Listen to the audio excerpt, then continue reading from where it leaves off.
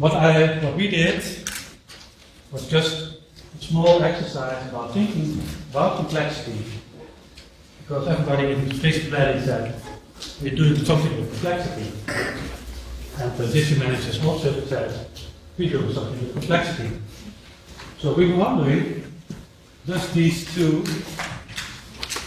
merge or not? Do these two approaches, are they more or less the same, or do they go into different directions?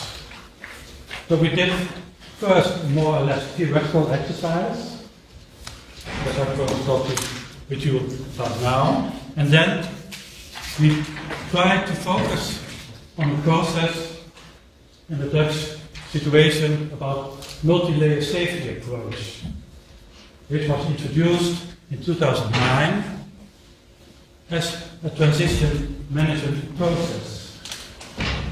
So we thought that could be a very nice case to see if this is happening and how things are evolving or not. So after a short introduction, I will go into our theoretical framework and go into the methods and the results we had from that process, and continue with the situation related to the multi-layer safety approach. And of course in some conclusions and recommendations. So, first the theoretical aspect.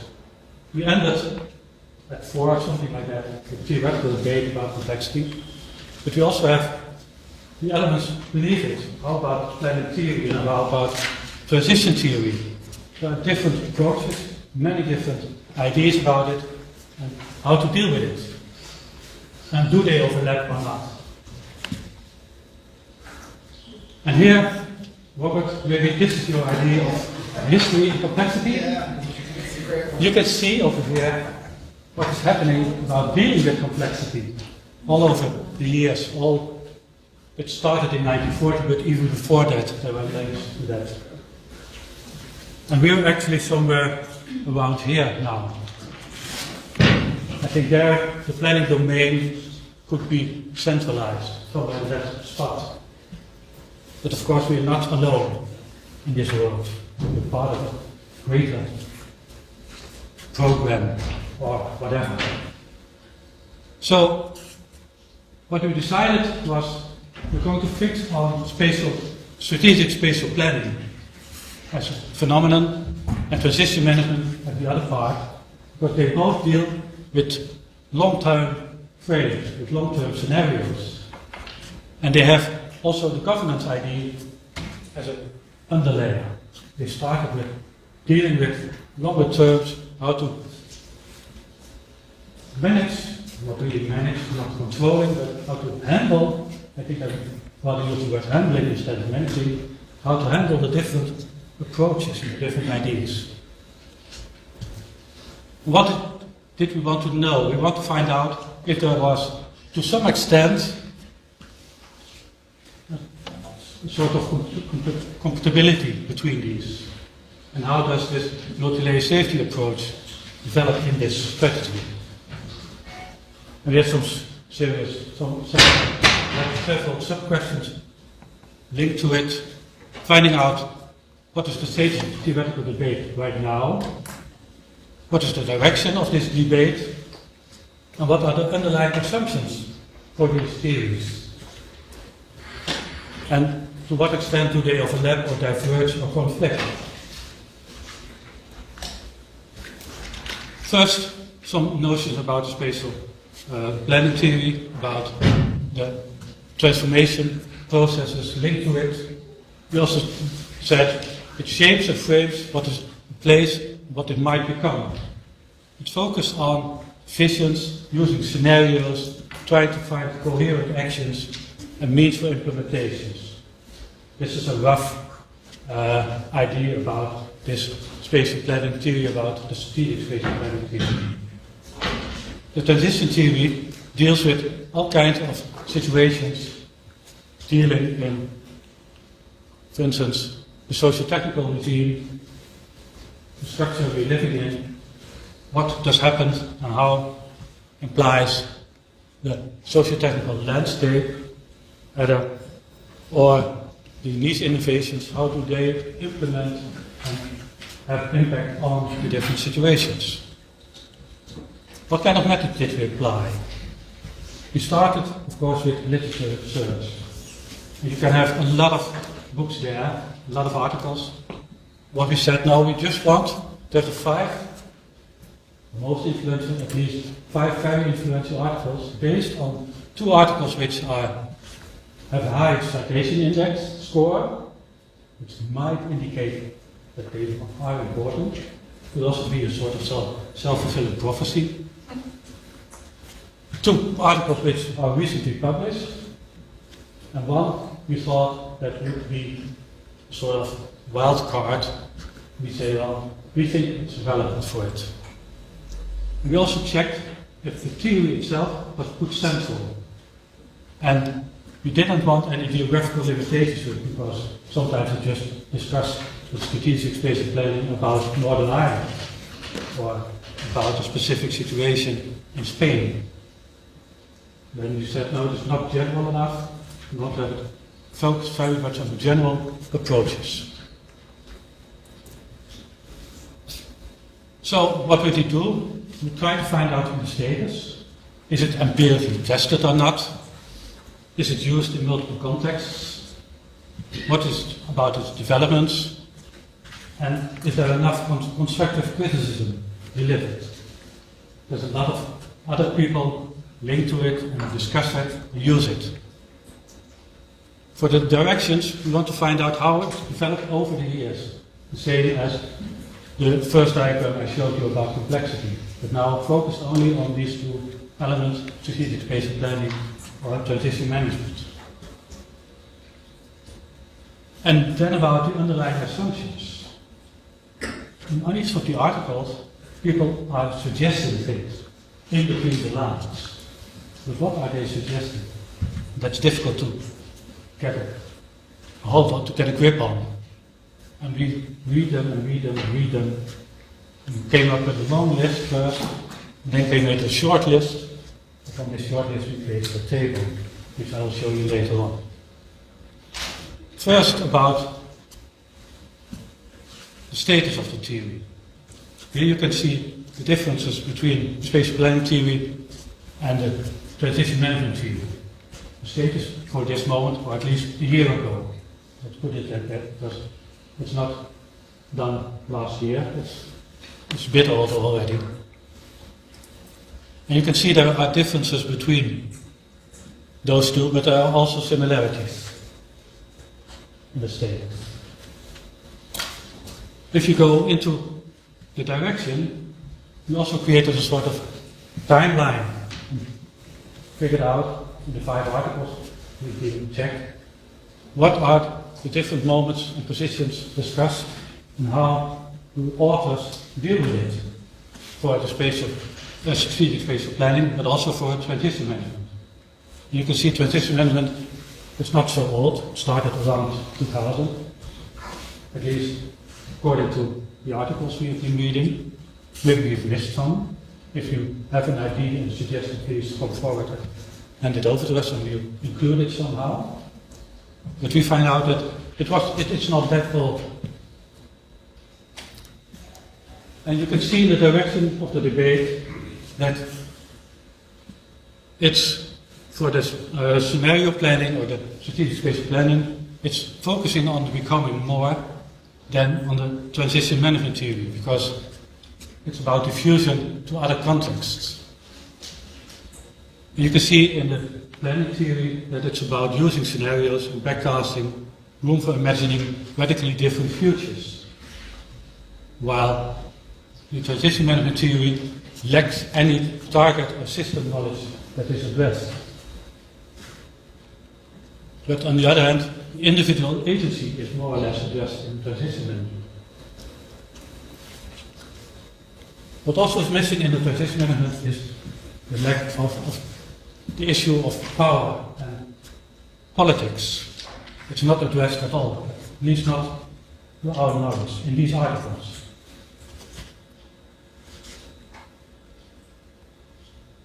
And having the underlying assumptions, you can see here, we came upon 10 elements in the transition management part, 9 in the transition and the strategic spatial planning, which shows us that there were about 18 more or less the same kind of underlying assumptions.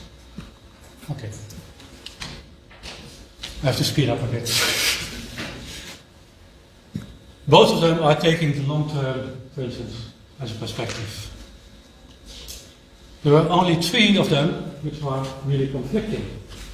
So we say, for instance, you see transition management recognize the danger of lock-ins and avoids this by keeping options open. But strategic spatial planning is focused more or less on decisions and is not really focusing on the options to keep open. At least not in the way they've been discussing it in the articles. And there were about 11 assumptions which were more or less neutral. They didn't conflict or they weren't in the same kind of direction.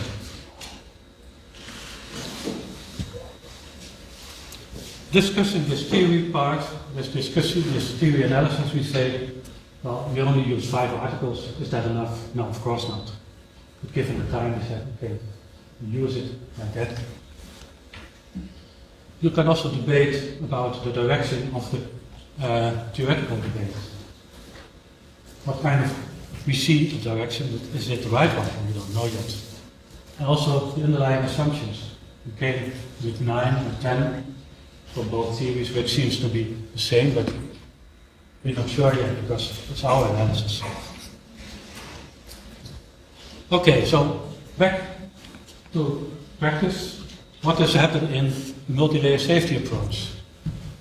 The Netherlands are famous for their June-July prevention approaches, trying to figure out, keeping the water out of the system, and having the probability of once in every 1250 years, once every 10,000 years, that a water event might occur. But in 2009 they introduced the multi-layer safety approach, in which the risk approach is more prominent there. That includes that exposure to flooding and vulnerability is becoming more prominent. And they say we've got 3 layers. The first one is about robust protection, but also about a smart planning option in the second layer. And if it really gets out of hand, you have to have a disaster management there. That was a total radical change in thinking about protecting the Netherlands against the water. So what happens in that situation? We examined a lot of documents, we had interviews, and we tried to find out what happened during this time frame from 2009 until last year, thinking about what happens with this transition. Most of the interviewers said it will take much longer than they think they are proposing in the documents. It misses also principles and attractors, people and situations which give a boost to apply this system, which I think is also an important element. But it's not common practice to get people alongside in the new changes. You need sudden events, or you need people who are very much linked to it and obliged to it. What we see when you look at the strategic spatial planning issues, you see that it's more about vested interests, and it's about competing interests. And it's not based on consensus building at all, this approach, which is from a strategic spatial planning approach, it's more or less common practice in that. In the general, you can say that there are more opportunistic uses than consideration long-term change having this approach. And there is an intention to collaborate between the different layers involved, because there are so many different groups looking at it. but it's not really showing what's happening. And it also seems that especially the cost efficiency, the financial argument, is the most important driving factor. And power and resource management and all the other elements are actually ignored. Okay, these are my final conclusions. Perfect. Well timed. They are compatible somehow, but transition management should develop further. And we think both these can learn from each other and find out how these things are implemented or could be applied to these situations. And especially the learning process is an important element in it. So, what could we learn especially from this case? Processes need time.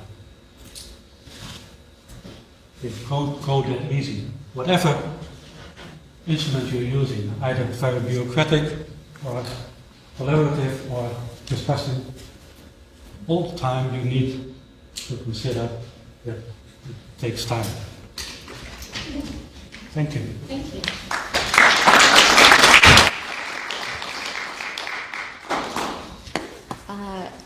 I was going to, you started right promptly on time, which meant that I didn't have an opportunity to welcome you. Okay. And I'm supposed to, as the session chair, introduce the session, which is on transitions and coevolution. And also I wanted to just introduce you briefly, which is that you're in the Department of Environmental Science at Wageningen in land use planning. Yes. And I wanted to invite you to, we had in the earlier session, we had a little thing read out about everyone, but there was also the option to introduce yourself and say something interesting. And I thought maybe in the spirit of complexity, we should see how that works in comparison to how that worked earlier. So maybe say something about what you're interested in, and then we'll open it up to the reviewer. That is Angela. Is Angela here? Yes. So what do you want to say besides what I've said to introduce you? Well, I got curious about complexity and about this idea. And I noticed that we're always dealing with things that are changing. Things are never fixed. So everybody is always trying to fix something, to deal with a new situation, to handle it, or even manage it. But then I thought, well, it's impossible. And that's why I thought, well, we need to deal with it somehow. And it takes time to come up with it. And that's what my introduction could have been. In the end, it's also perfectly linked to this one. Okay, well, I will start the questions, but before I do, I just want to clarify, till what time do we have? Because we're starting a little bit late. 15 minutes behind schedule. We're 15 minutes. Are we trying to catch that up in the session or not? I think we're fine. We're Don't fine. make it longer. All right. So drinks tonight. Okay, thank you. We've been reading your paper. I learned a lot, actually, because I'm not a spatial planner, and I come from a very different kind of background. Transitions are interesting to me. And I also come from a place that at the moment is a lot of flooding. And so this whole notion of multi-layered safety approach was probably, okay, I think that's something that we're doing back home anyway. But what I was curious about in your presentation and in the paper was this sense that, and I think you alluded to it, that, the Netherlands for hundreds, if not 1,000 years or more, has been very good at managing water flows. And so the question then came to me around, was with transition management, and to implement that into the system as multi-layered safety. It seemed to me that if the system is so used to managing, what then catalyses? What's the catalyst event in the context of the Netherlands, water board? Yeah. Why did you change it? Well, why did they change it? But also, what kind of catalyzer will support the embedding of transition management and multi-layered safety approach into the governance structures and the way they do things already. Mm-hmm. Well, what did catalyze it to think about a new approach was that they thought, well, partly the Dutch and the Netherlands are subsiding, and they couldn't, well, they thought it would be ridiculous to raise the dikes even more and more and higher, partly financial, of course. And they say, should we prevent everybody from not being flooded every 1250 years, every 5,000 years, whatever? Could they say yes? And then give floodings in 93 and 95 from the rivers. That really catalyzed rethinking about this dike building. So they started this process, and now it's just slowly going into the organization and into the different structures. But there's not yet a new catalyzing thing or event or whatever that will start it up and get it accepted in the organization. But that's why all the interviewers said, well, we're doing like it is, we're saying we're doing it, but actually doing business as usual. Yes. They just reframe it. Yes. There was an argument, it seemed, I think came through the interview process, that people were mentioning that it's too expensive to go down these other pathways of disaster management but if they've not actually trialled, if they've not put any other risk management processes in place, they've not trialled anything. No. How can they know that this is a less expensive? They don't know. Right. They just imagine, they just say it. Right. To get a different approach and say, well, we don't need this high level of protection anymore. And actually, what they say is that people take care of yourself. Yeah. Do it yourself again. Yeah. Don't rely upon government to deal with it. I think that's also the underlying assumption there. Thank you for your interesting presentation. I'm wondering if the slide you end with, the fact that it needs time to get these transitions going, is not also related to the strong engineering tradition that the Netherlands have, because this transition to multi-layer safety is also something we see in Flanders, and I think in the UK. And in the UK, for example, it seems that this transition is way more vivid, alive, and way more progressing. Maybe just because they don't have this strong engineering tradition as much as the Netherlands. So in what sense do you think this kind of history is impeding this transition, and how could transition, if this is the case, how could transition management, this idea of managing transition, be used to actually counterbalance or play into this? I think this long-term engineering idea is certainly part of it.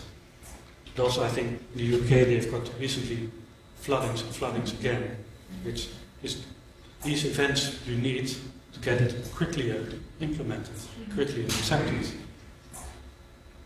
And then transition management might be of use because then you have some ideas, some principles, not really tools I think, but principles to handle this situation, to think about maybe if I use this part or this part, then I could really make a change. So that's, I think both of them are true. And transition management could be an inspiration source for them to reorganize things. But then in the Netherlands, they don't, no, they just see it as business as usual. I think, in my opinion. I'm curious about the historical perspective, because you talk about the recent, well, it's very recent, it's not very old, these or they're not very old, these two types of approaches, but the problem of dealing with water in the area is, I mean, That's that goes always there. beyond that scope. Yeah. So there's a long tradition, there's a lot of knowledge that is also embedded in the way that there are these regional structures, like the waterschappen, like the how do you call them, the water lords or something? Waterboards. But we look at it today as something which is administrative, but it's actually a very old culture. And now all of a sudden, it seems like memory doesn't matter anymore. Am I right or am I completely wrong on this? I think you're right. So who would you, if you could bring back one person from history, you would add to your interview list, who would you like to interview and what would you like to ask him or her? If you would be able to go back in time and do some interviews to add to your interview list, who would you interview and what would you ask? Go back 500 or 600 years ago, I think, to the people who started with the waterboards. The water boards. Yeah, the idea about how to deal with water, how to get their land somehow, or their environment somehow free from water. What would it make it so interesting to add their voice to your paper? Because they had they had a certain objective why they did it, and somehow it changed to a very technical idea, and before that it was about community defense, not really defense, but about thinking about their community.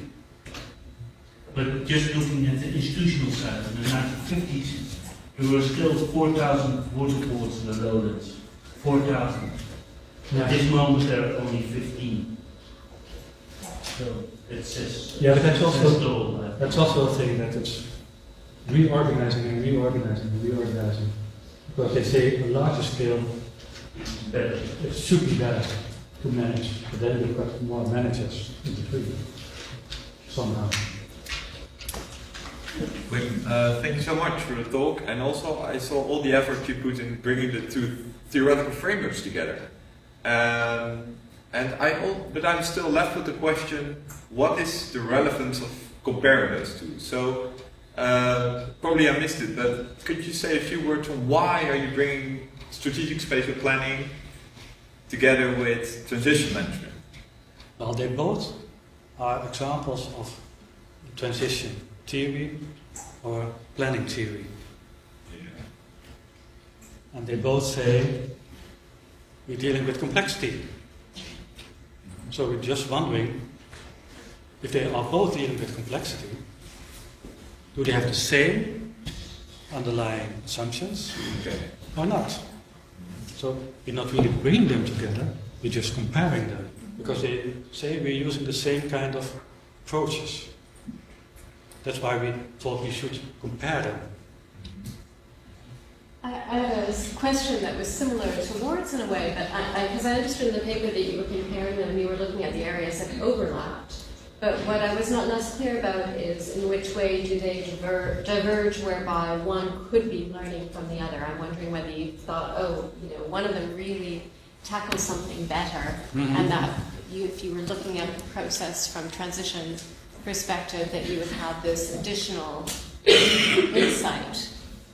So I'm curious about where you get insights from one to the other. You have to look at the down part, because these are more or less neutral. You say you can't find any links between them. So there you can learn from each other. And say that here are different elements which were described in literature, in these 5 articles. You say, well, these are linked to transition management, but these could also be valuable for strategic spatial planning, and the other way around. But I should think in this section, they both could learn from each other. Questions, though.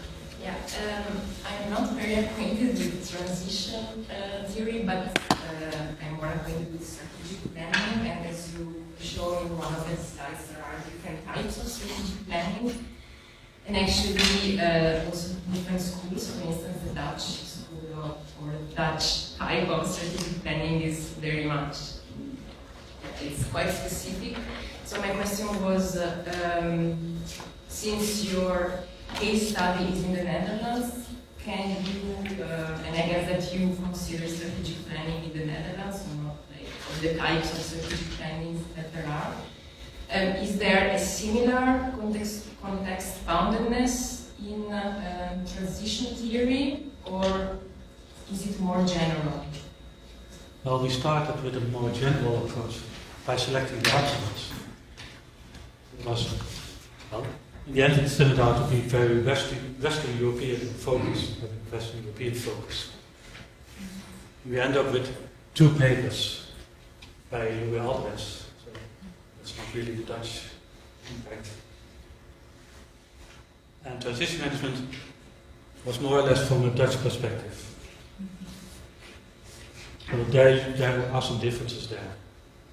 And did you see these differences somehow intertwining in the assumptions and the links that you, or? Well, we can see some intertwinement with, for instance, in the blue lines. You can see that we think that these are more or less compatible. While the red lines are... The red lines are contradictory. And these are not really mentioned. We can't find anything that looks like it, which are more or less similar. Well, I'm sure there may well be more questions, but we'll have time for it in the coffee. Been here for 2 Thank hours, you. 2 Yes. days more. So. Thank you so much.